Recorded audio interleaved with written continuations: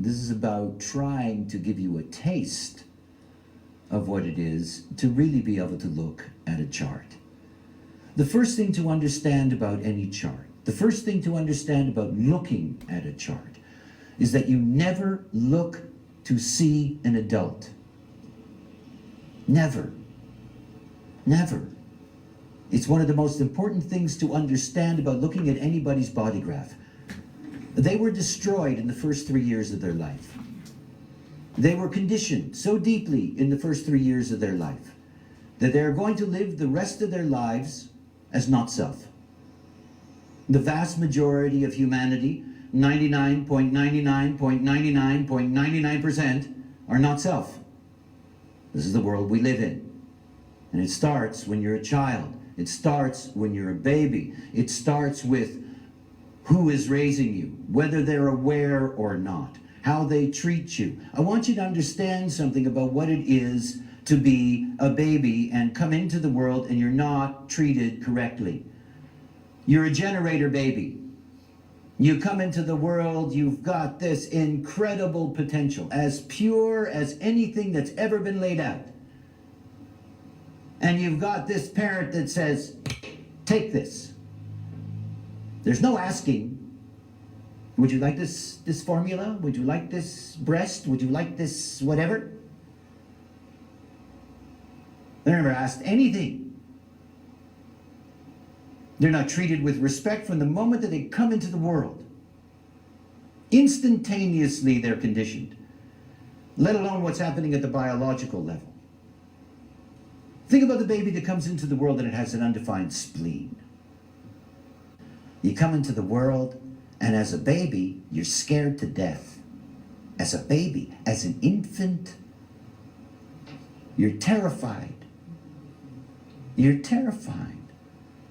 What does the spleen represent? The spleen represents, if it's defined, it represents a fixed immune system. And basically what that means is that the body is equipped to have a sense of security. If you've got an undefined splenic system, you're going to be insecure all your life. All your life. And I'm talking about the not self. Now think about that baby. The baby comes into the world, and what does the baby want? More than anything else. It wants that force around it that has a defined spleen that makes it feel safe. Let's say that's mother, if the baby's lucky. And the mother defines the baby's spleen. And if the mother defines the baby's spleen, the moment the mother takes a step out of the aura of the baby starts to cry. It starts to panic. It doesn't want to be out of that aura. What do we call people that have an open spleen? What's their strategy? Hold on to things that aren't good for you.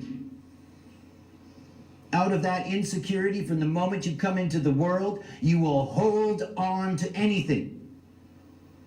As long as it defines your spleen. Anything. So there you are, that baby, and you grow up, and it's 35 years later, and you're living with an abusive partner. You know, abusive verbally, abusive physically, whatever you want to call it. Abuse. You know, when you walk into the supermarket to do some shopping and you got a black eye and somebody asks you where it came from. You know, did they hit you again? Why don't you leave that person? They don't leave. They have agencies that try to drag women away from abusive men, and you know they go back. You hold on to things that aren't good for you. And you hold on to things that aren't good for you because you have been desperately trying to hold on from the moment you took your very first breath. See, the not self is the meanest, nastiest son of a bitch you've ever met, and it's you. Oh, is it mean? Because it takes you away from everything in your life that has any value. Because you see, it's not a matter of saying, oh, the spleen, it's open. You hold on to things that aren't good for you. But think about what that really means. These minds,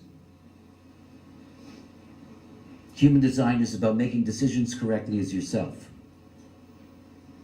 You can only make decisions correctly as yourself if you abandon the mind as a decision-making agency. And you turn over authority to your vehicle.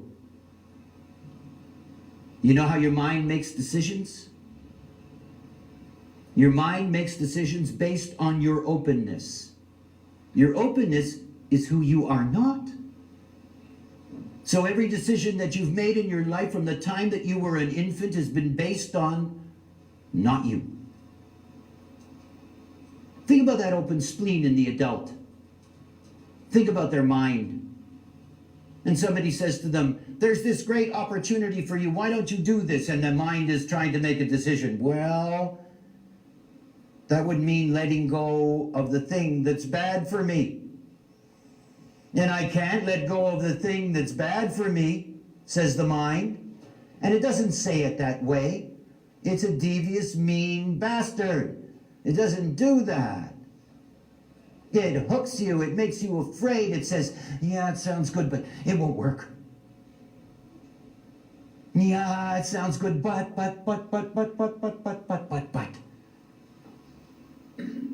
And what's the spleen? It's a fear center. Fear.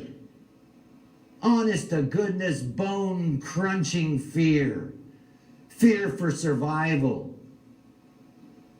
It's full of all kinds of nice fears, you know, the fear of inadequacy, the fear of tomorrow, the fear of authority, the fear of responsibility, the fear of purpose in life. The fears are everywhere.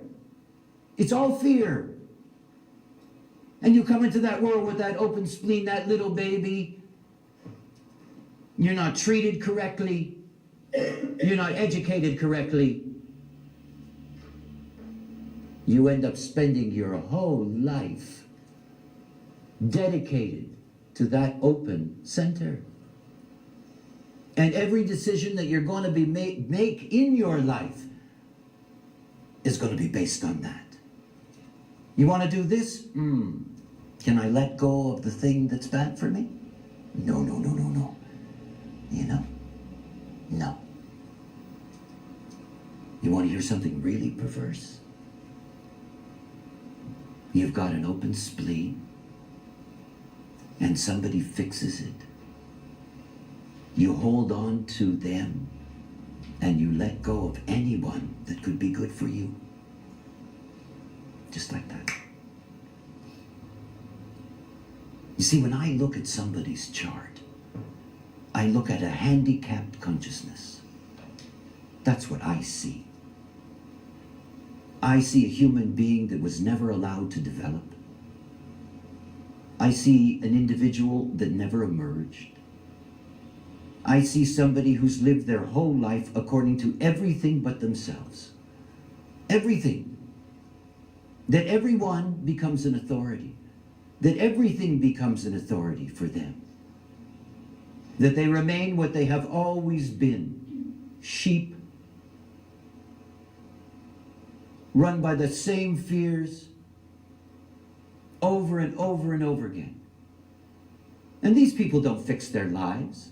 And their lives aren't fixed by this thing or that thing, or therapies, or esoteric this or that, or whatever the hell it is.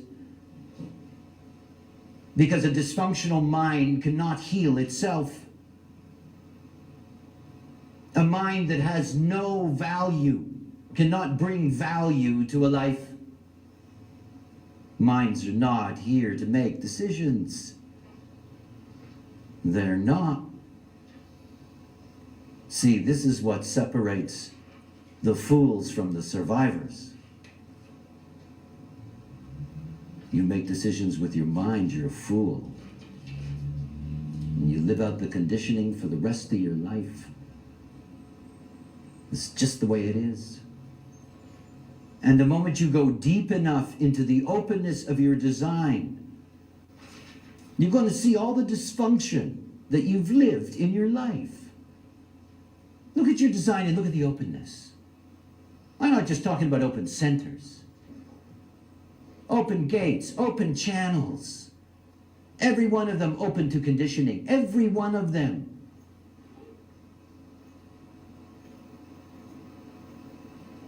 See, everything about human design is about understanding that the mind has its limitations.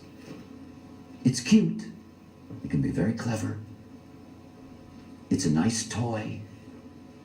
If you live it correctly, it's very entertaining. But if it makes the decisions in your life, you never get it. You never wake up. It's not possible.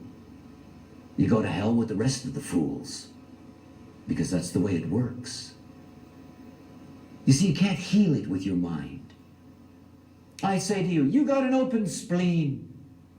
You know, this is the problem with the open spleen. You hold on to things. And how many times I said that in the thousands and thousands of readings I've done. I sit with an open splenic person, I'd say, you hold on to the things that are bad for you. And they go, yeah, I know.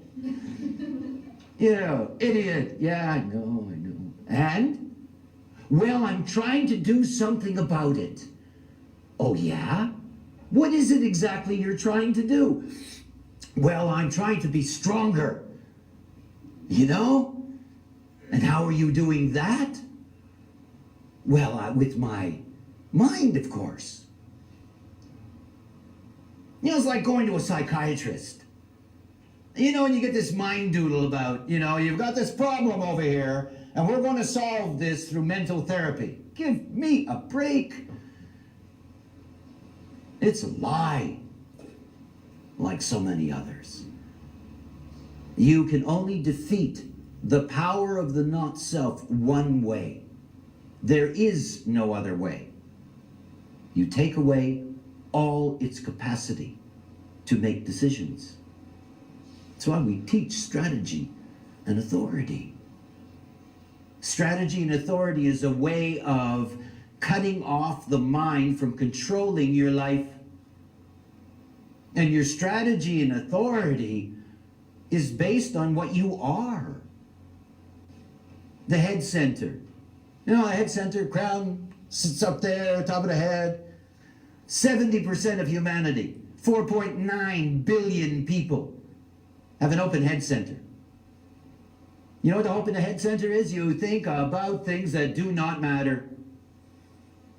How many of you have an open head center? The garbage that's in this room. It is unbelievable. Think about every kind of shit. It does not matter, but you go, no, I'm busy now. I'm thinking about this thing that doesn't matter. The house is on fire, dear. Oh, I can't now. I'm thinking about this thing that doesn't, you know. You spend your lives thinking about things that don't matter, and you think they're important. That they're important. They have nothing to do with you. Absolutely nothing. And then you think about all that nonsense and you try to do something about it. This is insanity. 70% of humanity. Can you imagine? I mean, think about all the people out here. Think about this city. You know, with 3 million people who think about things that don't matter. Haven't you noticed? Because it doesn't matter. It's the great homogenizing agency. It gets you to think about the same stupid things that do nothing for your life. Nothing. Because it isn't about your life. It's about the authoritative control mechanisms of society. Human design is about being abnormal. Normality is really a bore, isn't it? This homogenized business, you know, where at a certain hour, 1.2 billion people will get down on their knees pointed in the same direction. This is the world we live in. Then on any given Sunday, these horrendous buildings are filled with all of these people mumbling. And why? Because they don't want their neighbors to see that they don't. Because they're normal. And they all believe the same normal shit, you know?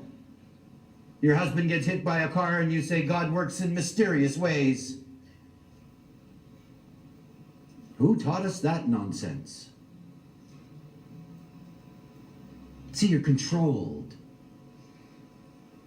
I mean, one of the myths I grew up with in the 60s was the concept of freedom. You know, freedom's just another word for something else to lose or whatever. Freedom, you know? This concept of freedom.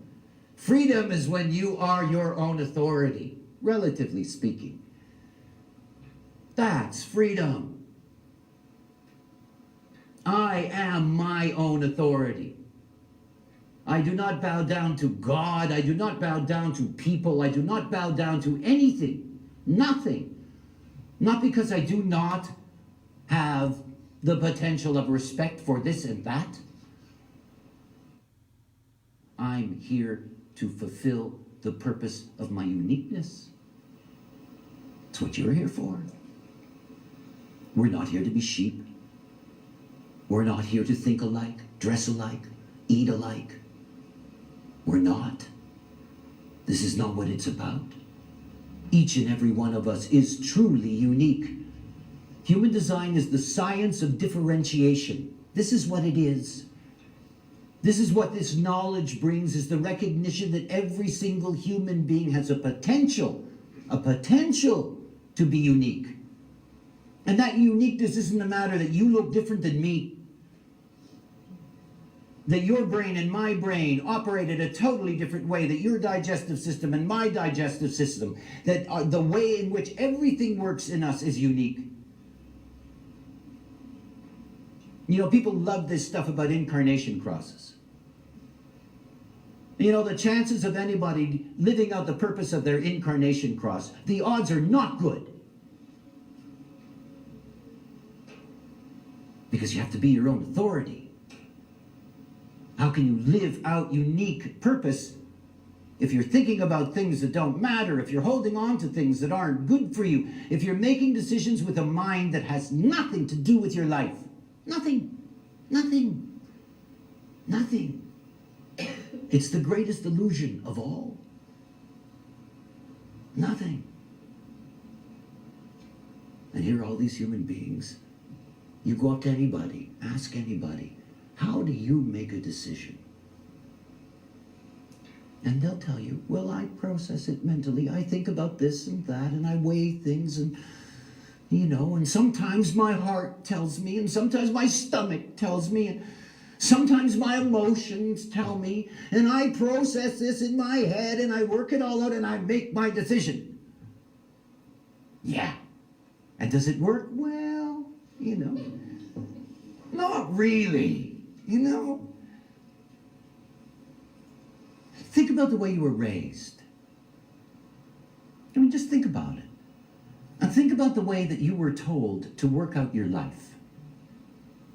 Think about it, they would say to you. Think it over. You know?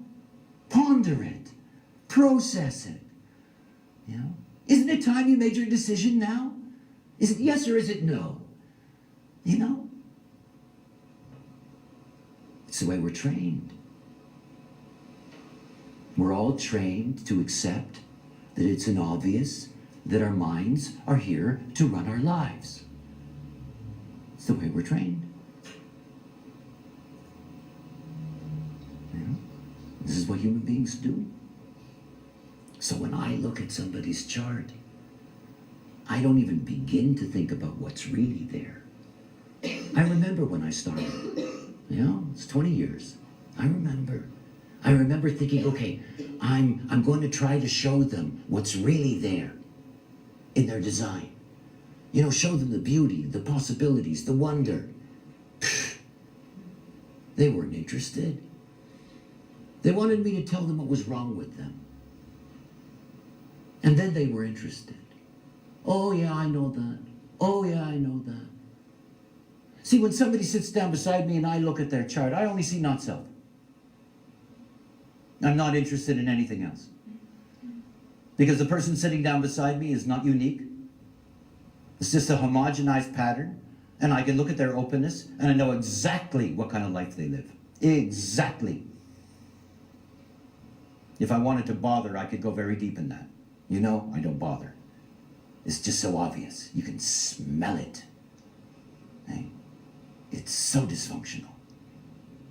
I don't look at the chart and say, oh, wow, they're on the cross of Boo Boo Baba.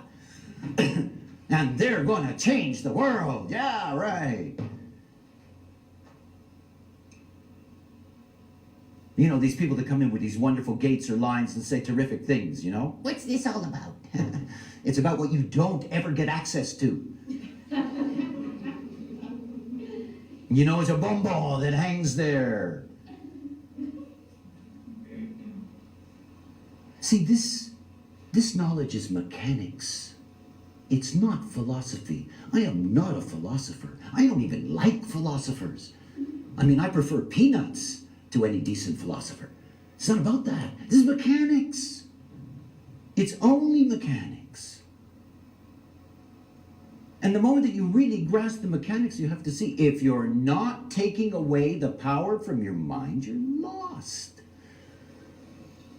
There's no healing. There's no salvation. There's nothing. There's nothing. It's just the same distorted movie. I mean, the most important thing that I teach, aside from the obvious, that you follow your type, is self-love. And you see, as long as you're not self, you cannot understand that concept. You can't. Because if you're not self, love is just something else that you measure. You know, I love you this much. No, I love you this much. You don't love me enough. See, loving yourself is the most difficult thing of all. It's the greatest test. Because every single one of you was raised to look in the mirror and think, not yet. You know? I don't like what I see. I'm not quite what I should be. I should be this. I should be that. I should look this way. I should look that way. That's going to make a big difference. How can I love myself when I'm like this? As long as you live your life according to your mind, you will never meet this person that's there to be loved. Because you don't know them. I mean, that's the great joke about self-hatred, is that you hate the wrong person. You have no idea who you are. And you don't. It's not your mind that determines what your life is going to be. It can't. Oh, to understand how limited the mind is in this movie, in these machines. It's so limited. The best that it can do is mind its own business and just watch the movie. It's the body's life. And the body has an intelligence. The design crystal consciousness, the cognitive power of the body to guide you correctly on this physical material plane. These minds don't know how to do that. They don't make a decision based on what is correct for you. They make a decision based on how they are conditioned through their openness. Think about somebody that has an undefined ajna center, right? Now, there's a ball of wax for you. These are the world's greatest liars. I mean, they can lie so good that it scares the hell out of you, really. And they're so convincing. You see, because if you have an undefined ajna center, the greatest fear in your life is that you're going to be caught out intellectually. Oh, you don't want to be wrong mentally. So you will say, the earth is flat, the earth is flat, the earth is flat. You know, it's flat. I'm certain that it's flat. I know that it's flat. It's flat. You know, and everybody says, look, it's not flat. They cannot accept that. It's a shattering experience. See, if you look at the beauty of the undefined ajna center, you say, great intellectual capacity. It's true. It can take in all kinds of stuff. But you see, the moment that you identify with all that stuff as you, you start being certain about things that have nothing to do with you. I mean, when you think about all these people that stand up, on television or whatever the case may be, advertisements, all of this stuff, people that are promoting their causes, their whatever, I guarantee you, the vast majority of them have undefined Ashna centers. We're certain that this is the right way to go. It may hurt, but we're certain. Think about that. Think about spending your whole life making decisions based on your certainty. That you're mentally certain with an undefined Ashna center that is never consistently working. Oh, you're certain, all right. And because it's so terrifying to be wrong, you never notice. Do you? I mean, when you think about all the people on this planet that are certain about things that are absolutely ridiculous, and there's nothing you can do with them. Nothing. Absolutely nothing. And you see, that's only one center. I mean, take the combination. How many of you in here have an open head and Ajna? Nah. So it goes. Thinking about things that don't matter and being certain about them. I'm certain about all these things that don't matter. I'm certain about this thing, I'm certain about that thing, I'm certain about the other thing. Very impressive. They can be very good, by the way. They can articulate the nuance of absurdity better than anyone I know. That's their gift. I'm so certain about these things that don't matter that I'm going to change your life with them. I'm so certain about these things that don't matter, I'm going to try it myself. I'm going to teach it to my children.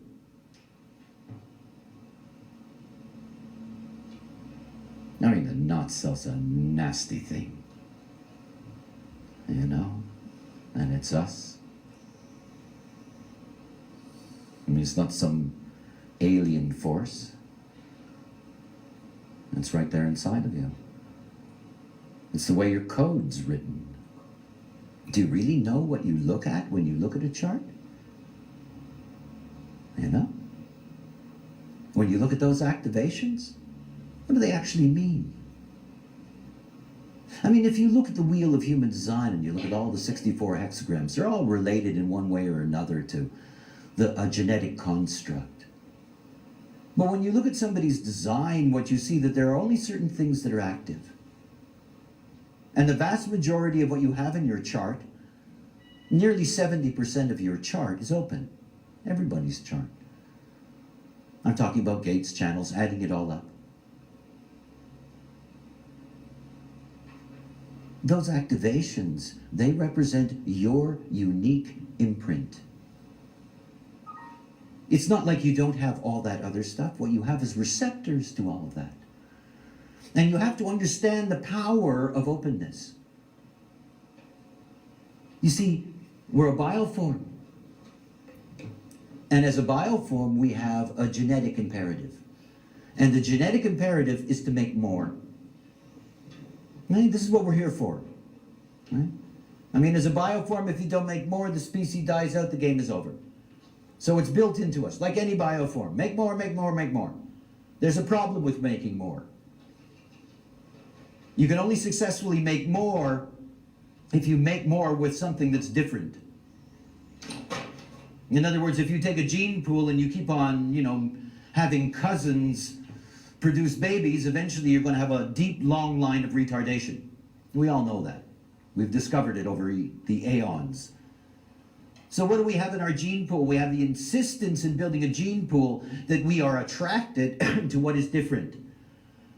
Short people with tall people, blondes with dark ones. We get this all the time. This is the nature of the way the program works. And every single human being is designed to be attractive to what they're not. Therein lies the trap. We are designed to be attracted to what we're not. We are designed for all of that. That's us. So you get hooked, and you get hooked deeply. I mean, really deeply. Those things become more important than anything else in your life. For that person with the open spleen, if their mind is going to run their life, dealing with that open spleen is the only thing that preoccupies them, because it preoccupies their mind. It just does. And you see, we are a combination of so much openness. You have somebody with 3 or 4 centers open, I want to tell you, you've got a complexity of problems that are there at the mental plane that you can never get rid of unless you take the authority away from your mind. I mean, they always knew it in the East, they just didn't know how to say it. You know, because it's not about no mind. It's not about no mind. Mind's beautiful. My mind's good for you. It's useless for me, but it's good for you. It's called outer authority. Your mind could be good for me. It isn't now. I mean, this is the whole thing about mind. Mind is a beautiful thing, but it's not here to make decisions. It's not the boss, it's the research department. It's the watcher, it's the passenger. See, openness in us is a double-edged sword, like everything in a dualistic system. On one side is the beauty. You know, when I look at somebody's design, if you look at their definition, what you're really seeing is the student. And if you look at all their openness, you see their courses in life. I mean, if you've got an open head and Ajna center, so did Freud, so did Jung. The potential is for great thinking. As a matter of fact, you're taking in the collective consciousness field all the time. But if you identify with that as being you, you're lost. If what you're taking in becomes what you base your decision making on, you're lost. Because it's not you. It's not. See, most human beings don't understand that you actually have a precise chemistry that you're supposed to have in your body. That everything about you ultimately functions in a unique way to support the potential of your differentiation. And the first battle in human design, because it's the surface, is whether or not you can live 7 years as yourself. I mean, it's a cellular process. You're adults. I mean, you're basically lost causes that we try to save, because that's what it's like. Conditioning is a very profound thing. It takes a lot of dedication. It takes a lot of courage. You have to see the evidence in your own process. I mean, it's not about me, and it's not about believing me, or any of this. It's not the way this works. It's about you discovering the validity of it through your own experiment. And it takes 7 years to change the cells. You can ask anyone who's been through that process. And the most fascinating thing about, and there's a lot of them today, the most fascinating thing about people going through the 7-year process is that every single one of them recognize the difference, and yet they're all different. There is no common way to express what happens to you, because this is not about homogenization. It's about being unique. Each and every one of us. It's the only thing that truly attracts you to me. Because out of the uniqueness, you get a unique truth. But it's not about sheep waiting for a wolf, because I'm a wolf. It's about everybody being a wolf. Long enough that we've all been sheep. It's about taking charge of your life so that you can find it. Because you don't know what it is yet. How can you know if you don't live your own life? How can you know until it's like riding a bicycle? You know? That you don't have to think about it. You don't have to concern yourself with correctness. That it's just there. Undefined throat. I was walking down the street over here, and there's this wonderful poster of John Lennon with a New York City t-shirt. And he was a classic open throat. And attracting attention. These were what open throat people want. They want to attract attention. But it's not just about saying, well, these are the kind of people that want to attract attention. You have to understand every single open center leads to a methodology for the mind to make decisions. So then you make decisions based on attracting attention or not. Hey, John, we'd like you to do this. Will it attract enough attention? You know, it can get subtle. Will it attract the right kind of attention? These are people that always need to attract attention. Always. And it becomes the reason for them in their life. Marilyn Monroe, Elvis Presley, Frank Sinatra.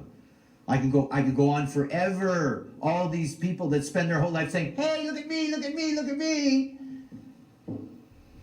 But that's not who they are. So they end up as drunks, junkies, fucked up, burned out, ego trippers, nasty people underneath, sad as hell.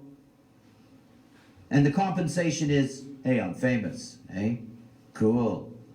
Good for you. Attracting attention. Imagine every decision in your life being based on attracting attention. And it's not you. I love it when open throat people start a conversation. Their IQ drops about 40 points. No, I'm not kidding. Literally. Gone. You wait for somebody with an open throat, you go to them and you ask them a question, hey, they'll give you a really good answer in your language. Because it's an open throat, it's a gift.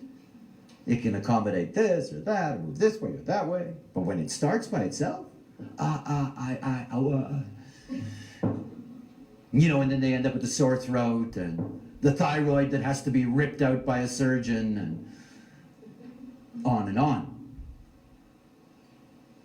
And you see, because it's their mind and because they've been trained all their life that their mind makes their decisions, they think that's who they are. I'm certain about the things that don't matter and I attract that attention. I'm here to attract attention so that all of you will know that I'm certain about this thing that doesn't matter. Who the hell cares? But this is who they think they are. This is going to be their life. I mean, the moment that I look at that person's chart and I look at those upper three centers, it's like, yeah, I know this one. Let me get your attention and tell you about this thing I'm so certain about that doesn't matter at all. You know, can I use your time? No, thank you, it's okay. No, really, it's one of these things that don't matter that I, you know.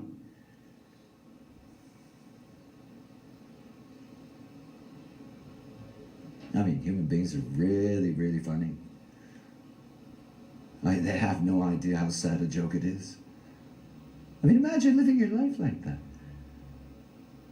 Imagine a mind that spends its entire life following the strategies of its openness. I'm not talking about gates and channels.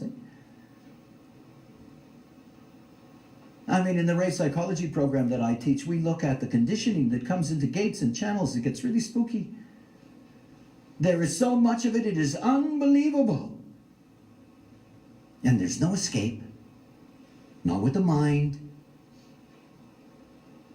It's not possible. The ego, open ego. Oh, this is sick country. Sick people.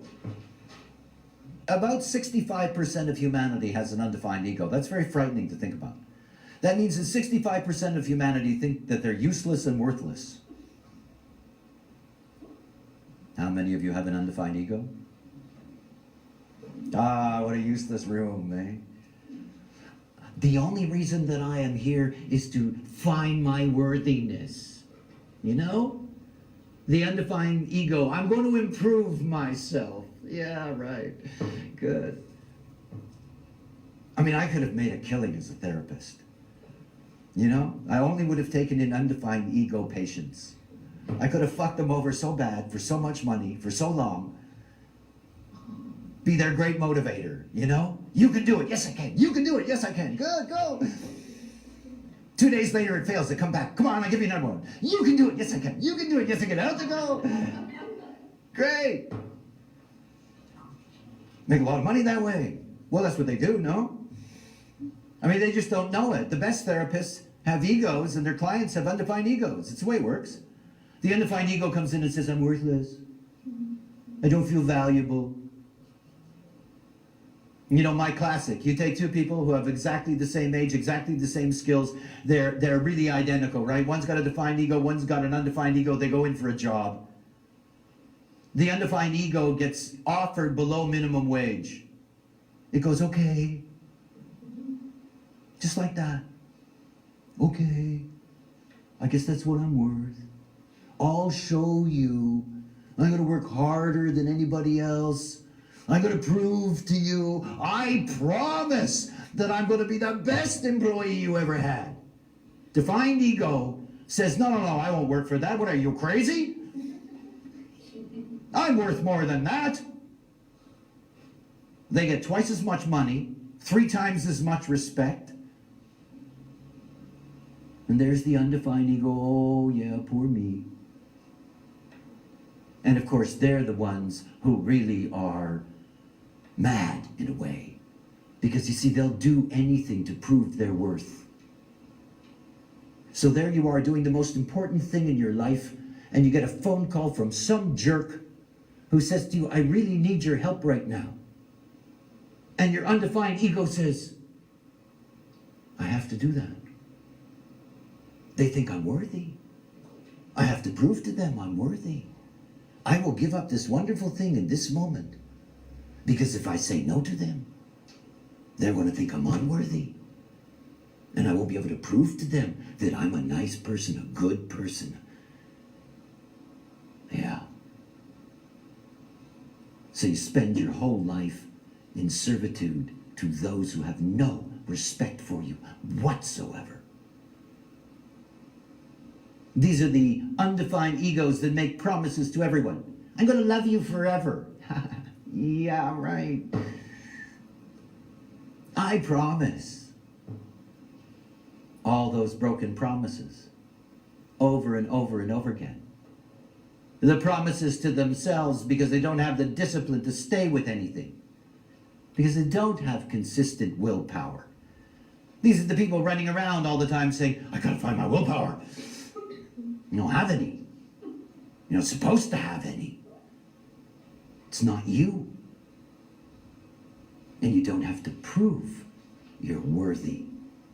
See, when I meet somebody who has an undefined ego, it's the first thing that I understand about them. It's so obvious. You can feel it. You don't have to prove you're worthy. I do. I got a defined ego. Every moment of my life, I've got to prove the validity of what I do. That's a defined ego. That's my job. No, I have an open ego. Couldn't do this job with an open ego. Doesn't work. And you see, what turns us into these failed creatures is so unnecessary. It's so easy to bypass all of that. As long as your mind is going to make decisions, there is nothing that's going to help you.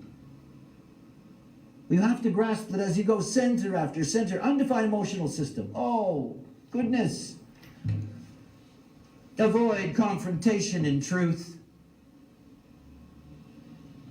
I mean, I grew up in a house that was emotional, with my open emotional system. By the time I was 7 years old, I led a secret life. And it would stay a secret life until Basically, my life changed. Decades and decades later. I mean, nobody knew what I was doing because I didn't want anybody to know, because I didn't want to deal with anything. I didn't want to deal with the emotions. I didn't want to deal with the turmoil in my body. It was easier simply to avoid the truth. And of course, that led to problems in relationships and all kinds of things. I mean, think about what happens to the baby that's unemotional. I'm unemotional. My mother and her connection to me, we form a defined emotional system. So my mother would have a bad day. I mean, come on, having kids, you know, emotional energy rising, I amplify it and distort it. It was so uncomfortable for me to grow up in that house. And I had no idea because I thought it was me. I thought I was the one with the volatile emotional system. I thought I was the one that was out of control. It wasn't me. I had one of those extraordinary experiences. I told this story a few times before, but it's a good one. I was on tour many years ago, and I had gone to see my mother. And she asked me if I wanted to go out to the graveyard to see my father's grave. I had been off in my strange life when he had died. I didn't even know until long after that he had passed away. And I said, yeah. And my mother and my eldest sister is strongly emotional. The two of them take me out to the graveyard. And they point to where it is, somewhere down a row, and they go off somewhere. And I find the stone, and I mean, I know he's not there, and blah, blah, blah, and all that stuff. There's a stone, and it's got stuff written in it, and it's nice, okay. And I've done my duty because I know it would make my mother happy. And I'm sitting there, and all of a sudden I get a pain. It comes into my kidneys in the back. I can just feel it, like a knife going in. And I can feel tears welling up in my eyes. And as I said, this was not an emotional experience. I mean, I'm basically a very cool guy. It was just a rock. I saw the stone, it was carved. And I have this pain, and I have the tears, and I turn around, and there's my mother and my sister. I was the baby. There's my mother and my sister. The two of them are crying. I got this whole well of emotional energy pouring through my body, digging into me, and the tears coming out. And I'm thinking, oh, shit, I grew up with that. I mean, that's what I grew up with, and I thought it was me. My sister had a fight with her boyfriend, and I lived it out. Because I'd get the emotional way. My old man would have a bad day at work. I'd live it out. And I was the one that had problems. And I didn't know. It was even scarier for me. I have a totally unconscious mind. And everybody kept telling me to think. I honestly didn't know what that meant. I still don't know what that means. I don't. You see, we are so distorted in the way that we are raised. If you've got an open emotional system, the things that you have been avoiding in this life that have become part of your mental decision-making is unbelievable. No, let's not talk about it today. Maybe it'll go away. Let's give it a few decades. I mean, at some point, maybe I don't have to divorce them. They'll just die. But I really don't want to get into the messy stuff right now, because I don't like it, because it really makes me feel uncomfortable. Because that's the way it works. So you end up being ruled by a mind that doesn't care about you at all. Don't you get it? It doesn't, because it's not you. It's just what you process. But it's not you. It's not what's here to guide you in this life. It will never tell you the truth. It's not what the mind is about. You know that yourself. Your mind says, this is the thing, let's do it. And it fails. And then the mind automatically has another solution. You ever notice that about your mind? It is already prepared for the fact that it's going to fail. And it'll find some kind of excuse. Well, it didn't work this time. Maybe next time. You know, maybe a better relationship next time. Maybe a better job next time. Maybe a better life next time. Hey, might as well die now and hope you come back. Because it doesn't get any better if you keep on riding the same horse. It doesn't. Think about the Open Root Center. Hey? How many of you have an Open Root Center? You're the pressure people. Hey? Pressure, pressure, pressure, pressure, pressure. I gotta finish it. I gotta do it now. I gotta get it out of the way. If I don't get it out of the way, I can't stand it. I gotta get rid of it. I gotta get it over with. I gotta get it done now. Whole life under pressure. Whole life under pressure. Never stops. Because the moment you get rid of one thing, you get the next. I learned that lesson when I was about 20 years old. I had a job working with Mohawk Indians building railway track in northern Canada. Right? And I was the only white person. And, you know, I was not self, and I got a big ego, and I wanted to show them that I'm acceptable. I wanted them to kill me. I had to live with these guys. And they didn't like me because I only got the job because I knew somebody. You know, and this wasn't the type of thing where somebody was going to university. You know, these guys never had a chance to even get through school. Anyway, so we start working together, and I really go for it. You know? I mean, undefined root, right? I gotta get it done. I gotta get it done. And after I'm working for about a half an hour, two of them come over to me. And they said to me, slow down. You know? And it was like, if you go fast, we have to go fast. It was so painful for me to not be able to get rid of it. You know, the guy said to me, you're gonna work 10 hours anyway. You know? Take your time, man. Don't be in a hurry. My whole life was like that. Let's get it done, let's get it over with. Whoosh. In a hurry. Always in a hurry. In a hurry to get rid of it. In a hurry to be free. And then your thinking becomes that. Yeah, I'll do this thing, but I'm going to get it over with right away. Ever seen these open root people when they get a job in an office? Everybody hates them. Everybody hates them. Boss comes in and says, I've got this 3-day project for you. They got an open root. They can't wait 3 days to get rid of the burden. They want to get rid of the burden right away. They work 18 hours, you know, non-stop. Finish the thing. Slam it on the boss's desk the next morning. And the boss says, oh, great. I got another 3-day project that you can do in 18 hours. And then the boss goes to the other people and he says, you see this one here? This is a really good worker. Now all of your 3-day projects are 18 hours. Right? And this person is poisoned in the cafeteria. You kill people like this. And we all know them. And some of us are them. Thank God I was integration and I didn't have to put up with that abuse in my life because I was basically alone. But you know, you go into an environment and you carry an open root, everybody hates you. Slow down. And you can't stand it.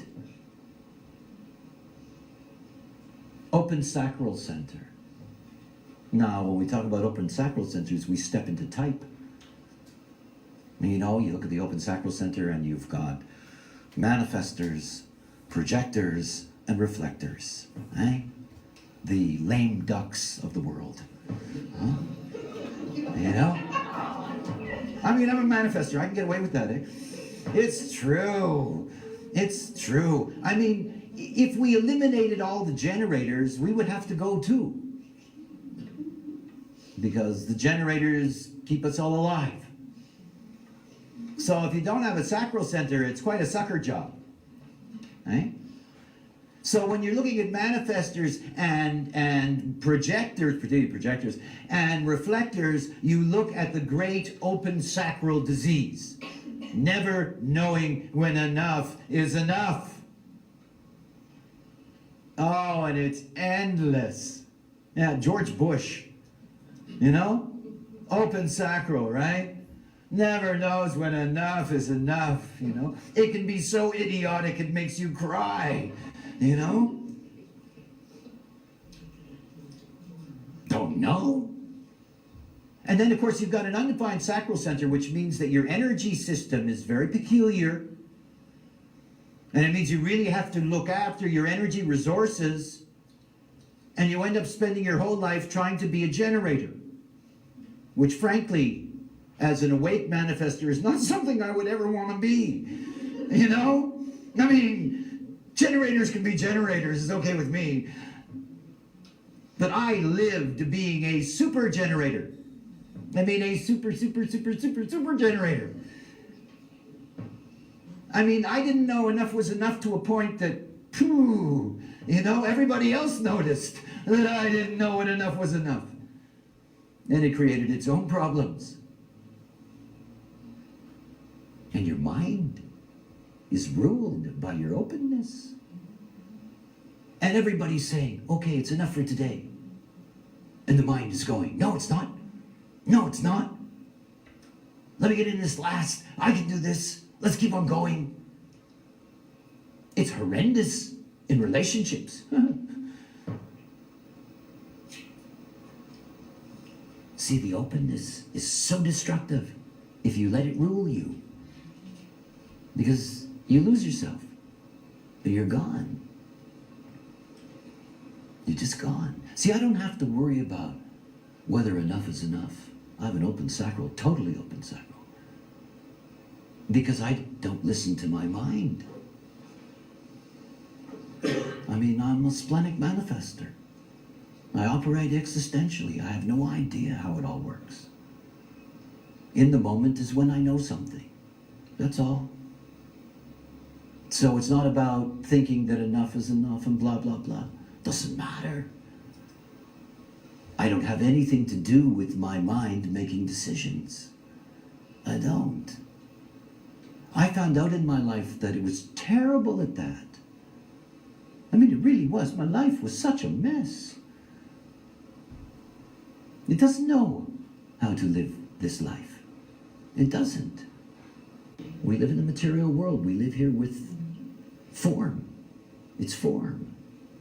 And it's only your body that knows how to navigate this plane. And it's for your mind to enjoy the experience of the navigation. Not to try to control where things are going. It just blinds you. See, everything about awareness is about seeing. Now, you cannot see if your mind is engaged in decision-making. You can't. If your mind is engaged in decision-making, you have a focus. And you're just stuck there. And so you don't see what's going on. And you don't see what's happening. And you don't see yourself. And you don't see yourself in relationship to the other. Because you're not watching. You're not a passenger at all. You're some kind of pseudo driver. You think you're in charge, and you're not. So you don't see. If you're worried about tomorrow, and you're thinking about this or that, you see nothing. There's nothing to see. As long as the mind is engaged in decision-making, you are a slave to it.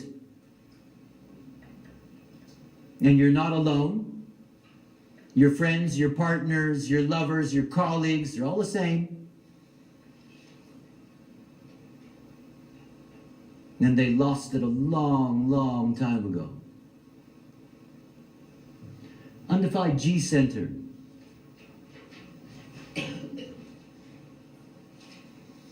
Always looking for love and direction. Always. Always. Where is love? Where is direction? That's their whole movie. Their mind is absorbed in that. Is this the right place for me to be? Will I find love here? And of course, never knowing. Because of course the mind cannot know. I mean, after all, the mind has been choosing mates forever. And look what we got. You know? I mean, when it's your mind deciding who your partner should be, you have to begin to see how insane that is. Because it is. Because it's not up to your mind. It isn't. You can't even recognize the other until you can operate out of what is you, your authority. How profound the conditioning is to have somebody in your life, in your aura. What it means to have somebody conditioning you all the time. What that means if you're not aware. What that means if you have no authority of your own. That you're lost in all of that. So you end up in a relationship where you're trying to get attention, or you're trying to show that you're certain, or you're trying to prove that you're worthy. It goes on and on and on. It's not what it's about. And because we are attracted to difference, you have an open ego, you get attracted to the defined ego. Boy, is that going to hurt you in this life. The open spleen attracted to the defined spleen, and on and on and on. So you never get out. You never get to live who you are.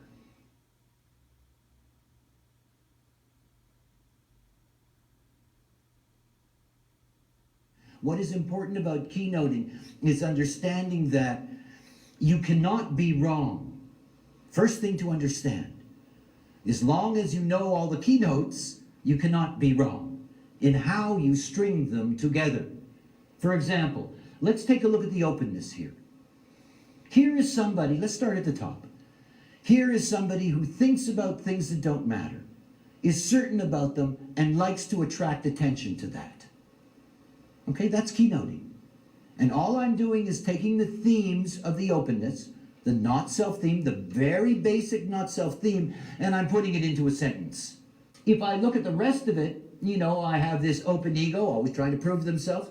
So they always try to prove themselves in attracting attention to the thing that they're certain about that isn't important, right?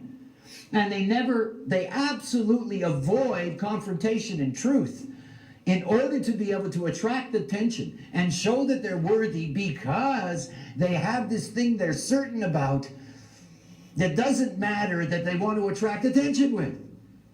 And not only that, they will hold on to that and avoid all confrontation and truth, and hold on to that concept that has no value but they're certain of, in order to convince everybody through attracting their attention that they're worthy. Now, I can go on for hours. Because any way you do it, you can't be wrong. There's no beginning, there's no end. And it's very important to see that every way you write it is you. I mean, you is not self. And you'll see that as you change the way you write it, using the same formulas, like in chemistry, you mix the things around, you get a different image. You just do. But in the end, what you're seeing is all the variations of the distortion that is possible for you if you don't live correctly. And all the variations of that distortion that you lived out in your life from the time you came into this world. You need to see it. And you need to write it out. There's a wonderful thing that happens in the brain. It's why I do this program this way. You see, when you actually have to think about these formulas, string them together, write them out, the impact is a lot deeper than you think. And you will feel it, and not necessarily today. Eh? See, one of the most difficult things for the not self is to accept the truth, because the truth is not pleasant. But you see, unless you have the courage to see what it is and accept it for what it is, you can never leave it behind. You can't. You can't make any of this nice. You can't. It can sound good, but you can't make it nice, because it's not the person. It's not you. That not self is not you. And you see, the beauty of all of this, truly to understand it, I love my open centers. Now, I love them. They are fascinating. What I have learned, I have 3 open motors and an open head center. What I have learned through all of that is truly incredible. But that only happened the moment that taking those things in stopped being me. It's not me. I know so deeply what's not me. This is what you're here to see. So if you're an open ego and you catch yourself wanting to prove your worth to somebody, that there's a bell that goes off that says you're being an idiot. This is not you. And the moment you try to prove that you're worthy, you're going to discover that nobody thinks you are. Methinks she doth protest too much, said the bard. You know, it'll just blow up on you, because it's not you. So you end up with a whole life of, why doesn't anybody think I'm of value? Why don't I think that I'm of value? Instead of that being the source of your wisdom, there is nothing more profound in the whole body graph than the ego center. It is an incredible thing, this heart center. Absolutely incredible. It has a biological sophistication that is more profound than any other center in the body. It is an incredible thing. And it's so dysfunctional on this planet. All these human beings that don't think they're worthy. Why do you think that we have 3.5 billion people living on $2 a day? You think about what $2 will get you right now. And think about 3.5 billion people. Can you imagine? The depth of unworthiness on this planet is unbelievable. And you know how the homogenized being deals with that? Jesus thinks you're worthy. Allah thinks you're worthy.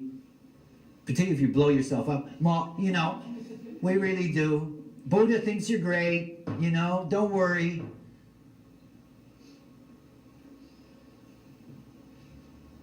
Fools. Okay, so you have an exercise. And your exercise, write your not self. You have all the keynotes there. Write your not self.